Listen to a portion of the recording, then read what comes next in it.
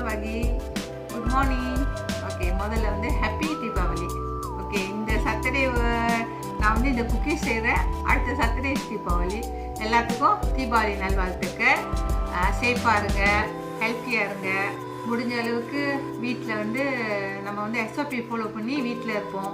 வீட்டில் செய்கிற பலகாரங்கள், வீட்டில் செய்கிற சமையலே சாப்பிட்டுட்டு நல்லா ரசித்து என்ஜாய் பண்ணுங்கள். ஓகே, இன்றைக்கி வந்து உங்களுக்கு வந்து ஒரு பிஸ்கெட், அதாவது கொக்கோ பவுடர் கலந்து ஒரு டம் பிஸ்கெட் மோத. ஸோ அந்த பிஸ்கெட் நான் உங்களுக்கு செய்முறையை உங்களுக்கு காட்டுறேன். ரொம்ப அருமையாக இருக்கும். நான் இது வந்து பழைய மெத்தட்லேருந்து எப்படி செய்கிறதோ உங்களுக்கு நான் சொல்லி காட்டுறேன். இப்போ வந்து அந்த மால்ட்ஸ்லாம் இருக்கிற நம்ம மால்ட் வந்து யூஸ் பண்ணிக்கலாம். ஓகேவா? இப்போ அதுக்குள்ளே இன்க்ரீடியெல்லாம் நம்ம பார்த்துருவோம் வாங்க.